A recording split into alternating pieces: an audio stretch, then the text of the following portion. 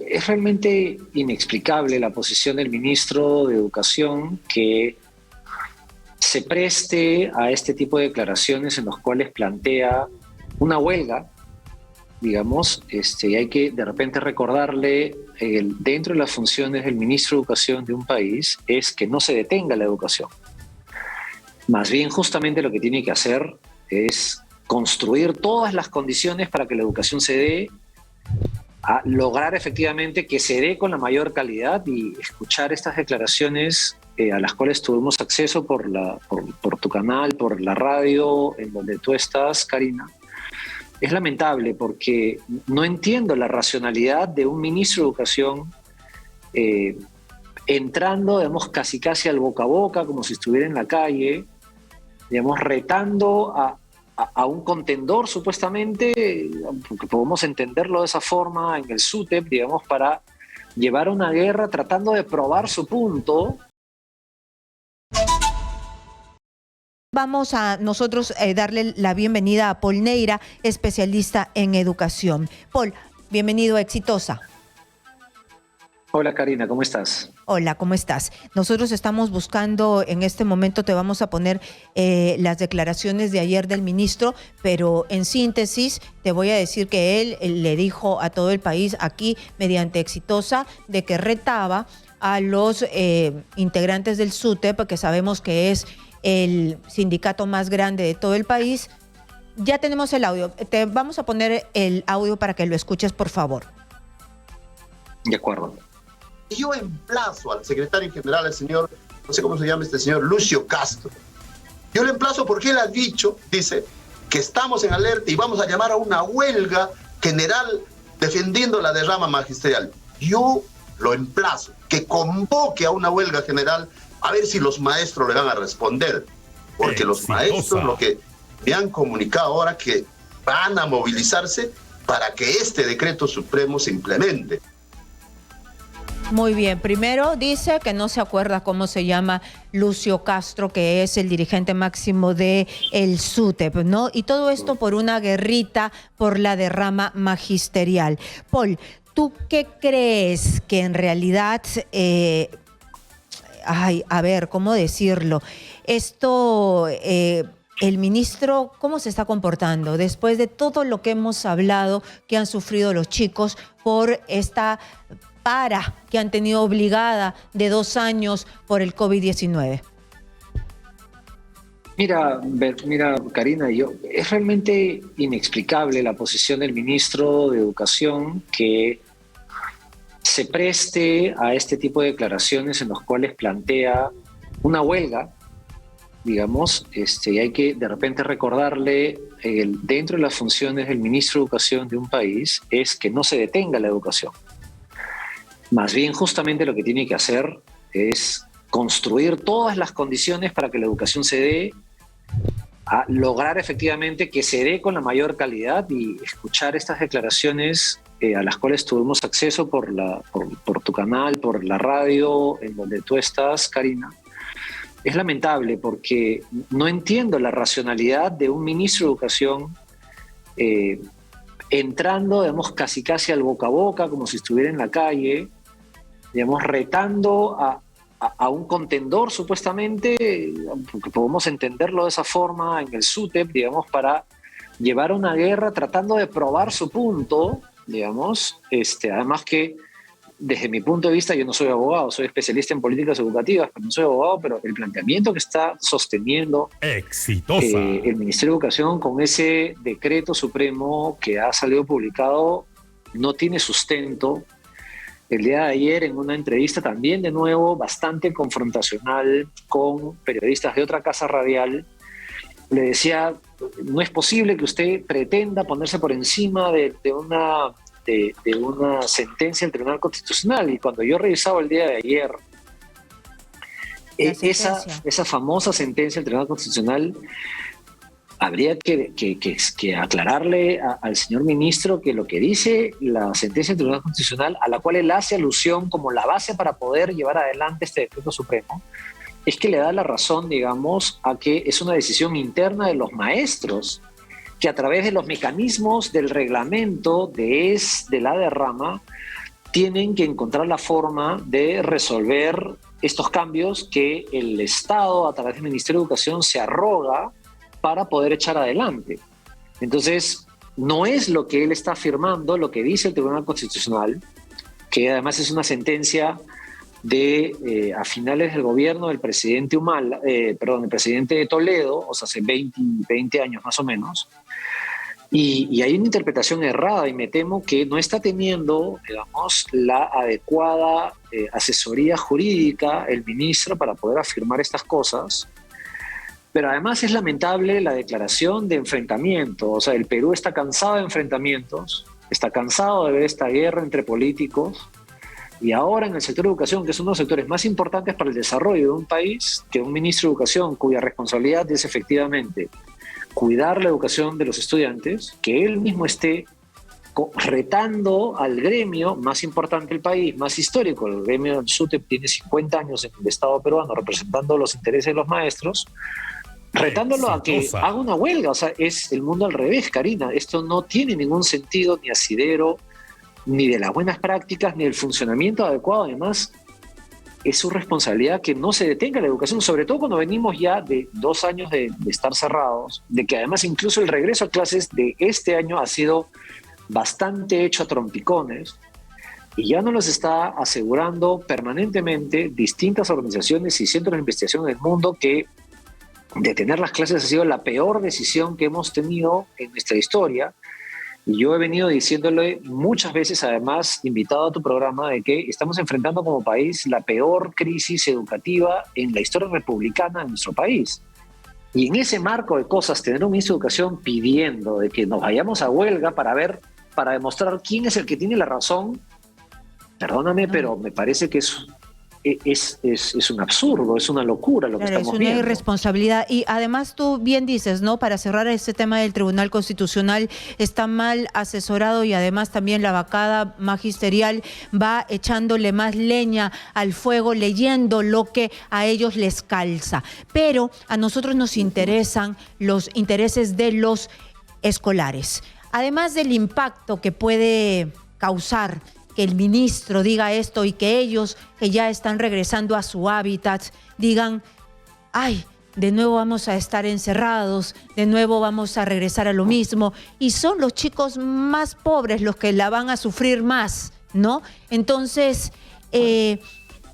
esto va a retrasar más todavía que nosotros nos pongamos al corriente del resto del mundo, porque somos los que más horas de estudio hemos perdido.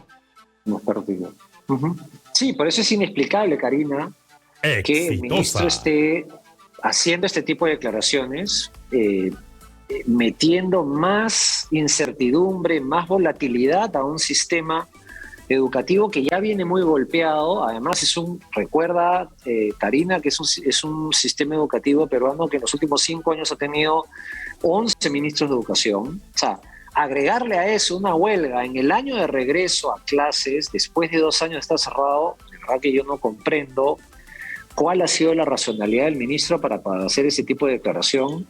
Y yo creo que tiene que guardar mucha cordura, mucha tranquilidad, recordar que él es el ministro que representa los intereses de la educación de un país, y no los intereses subalternos que puedan estar dando vueltas en una discusión política, que claramente, si atendemos a esa lógica, vamos a terminar perjudicando al país, el futuro del país. Además, hay que recordar, y a través de la radio y de la televisión, Karina, que las decisiones que ahora se toman en términos educativos se terminan de pagar 10 o 15 años después.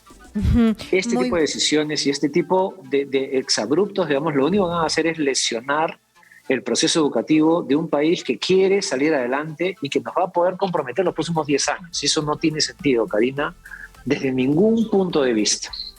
Y además, qué raro que, teniendo como primer funcionario, como presidente de la República, a un profesor, no haya salido a decir ni pío sobre las declaraciones del ministro de Educación, que lesionan pues a la educación peruana. Sí, por supuesto, y es inexplicable. La verdad que por más de que uno trata de encontrar alguna explicación razonable para una reacción y una declaración de este estilo, no la encuentra. Y claramente la única explicación que yo entiendo y que la comparto contigo, para ver tu opinión, es que esto responde a intereses subalternos, a intereses particulares, a intereses políticos, antes que a los intereses de los estudiantes, antes que a los intereses del sector de educación, antes que a los intereses del aprendizaje, que se ha visto muy golpeado en los últimos años, y que claramente eso hay que reclamárselo al señor ministro, ¿no? Uh-huh. Y así, en menos de un minuto, nuestra educación está mal. Después de 2 años nosotros no hemos tenido ni estrategias, ni los mecanismos, ni las posibilidades de darle una buena educación a nuestros niños. Peor en el sector más pobre, peor en el sector de extrema pobreza, con el aprendo en casa, con los niños sin las tablets, con los niños sin la internet. Es decir, quién sabe cómo están de atrasados nuestros niños porque no ha habido una evaluación. Uh-huh. Exactamente, no sabemos y recién lo vamos a saber, desafortunadamente, porque es una decisión del Ejecutivo en el sector de educación, de que la evaluación recién se va a tomar, en principio está así, en noviembre de este año. Y claro, la información, y eso hay que conversar, la información de esa evaluación va a llegar recién en febrero del próximo año. Y claramente ahí, ¿qué plan puedes hacer para enfrentar el 2023? Tú debiste haber tomado las previsiones suficientes de acción de política, de poner una evaluación. Ya, no podías hacerlo en marzo, hazlo entonces en junio, para que tengas todo el último semestre del año 2022 para preparar el regreso a clase del 2023, porque vas a tener la información clara de la magnitud de la crisis de los aprendizajes que tienen los estudiantes. Pero ahora, por decisión del Ministerio de Educación, vamos a tener la evaluación en noviembre y recién los resultados en febrero, si es que todo va bien. Entonces, ¿qué capacidad de planificación seria, correcta, responsable y adecuada al bien común del aprendizaje de los estudiantes vas a tener con un mes de planificación para hacer las cosas? Entonces, claramente no hay un liderazgo correcto, se están tomando decisiones que no son las mejores para el sistema educativo y yo creo que tenemos que corregir eso lo antes posible. No podemos continuar por esta senda, porque si no, de alguna manera vamos a poner en entredicho una vez más el proceso educativo de cientos de miles de millones de estudiantes peruanos, ¿no? Muy bien, entonces los que salieron el 2021, 2022, desde, es decir, entras a las universidades sin saber qué, sin saber cómo salieron, es decir, un mamarracho. La última pregunta, que la advertí antes de poner las declaraciones del ministro, se ha enviado al Congreso la ley que dispone el ingreso libre a las universidades, institutos y escuelas tecnológicas y pedagógicas públicas de forma gradual y equitativa a nivel nacional. Ya se había advertido y los implicados decían, ya, qué bien, qué bonito, pero ¿y el presupuesto? ¿Qué te parece esta iniciativa? A ver, hay que mencionar 2 temas. El primero es que el planteamiento del Ejecutivo al Legislativo es una modalidad de ingreso que tiene, digamos, detrás un problema. Y el problema es que es una forma distinta de repartir la misma cantidad de vacantes que hay. O sea, es decir, en el sistema educativo de educación universitaria pública hay casi 60.000 vacantes que se entregan en los procesos de admisión a comienzos de año y a mitad de año. Lo único que se va a hacer esta ley es reordenar esas 60.000 vacantes agregándole un nuevo modalidad de ingreso en la cual van a separar de esas 60.000, 5.000 para que ingresen los estudiantes que tienen mejores notas. No significa aumento de vacantes, no significa aumento de presupuesto, no significa más dinero para fortalecer la universidad, no significa mejores condiciones de las que ya existen hoy en día en la universidad pública. Entonces, así es como está. O sea, el problema está que... nada, claro, el problema es decir, es lo mismo, pero lo reparto de otra manera.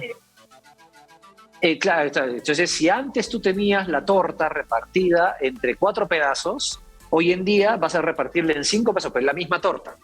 Es la misma cantidad calórica, la misma cantidad de grasas, la misma cantidad de harinas. No estás metiéndole más al sistema. Y ahí viene el tema y la responsabilidad del Congreso de poder corregir ese planteamiento, que si bien es técnico, tiene que ser mejorado. Y ahí hay que pedirle al Congreso que ponga los candados que aseguren de que haya mejor calidad en la universidad pública a través de presupuesto, obligando al Ejecutivo a poner una programación presupuestal los próximos 5 o 10 años que permita de que pasemos de 60.000 vacantes en la pública a 100.000, 120.000, que amplíe sin comprometer la calidad. Porque ya hemos vivido en el Perú ampliación de matrícula, pero con compromiso de calidad. Claro, y además hay que tener mucho cuidado, me imagino, y con esto cierro, me imagino, porque al tener un bolsón de 5.000 vacantes para los mejores, a ver si por ahí no se filtran gente que no son los mejores, muchachos que no son los mejores, las filtraciones de los embarados. No solo eso, Karina, sino que además, si yo le quito en el examen general 5.000 vacantes, significa que los que van al examen general van a tener menos vacantes, entonces menos oportunidades. Y ahí hay un problema central, digamos, de comprensión de que el sistema de educación pública tiene que ser para todos con la mejor calidad posible, pero al reducir tú el número de vacantes, le estás dejando menos oportunidades a los del examen regular, que son los que al final del día van a tener que pagar los platos rotos en esta estructura.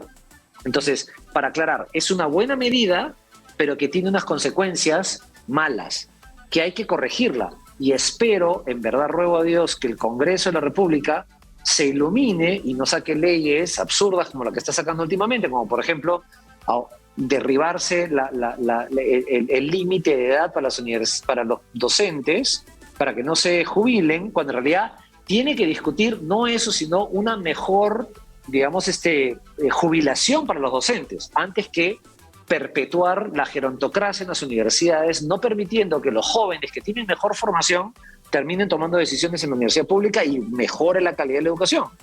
Entonces, muy bien, ha quedado es claro. Responsabilidad. Ahora recae sobre los hombros del Congreso mejorar esta ley y espero de verdad que lo haga. Si no, vamos a tener un problema que lo vamos a tener que pagar de nuevo en las próximas décadas. A ver, porque es el Congreso de la contrarreforma. A ver si te hacen caso. Muy bien, ha estado con nosotros Paul Neira, especialista en educación, alertándonos qué es lo que puede pasar con esta nueva perlita que ha llegado al Congreso de la República desde el Ejecutivo.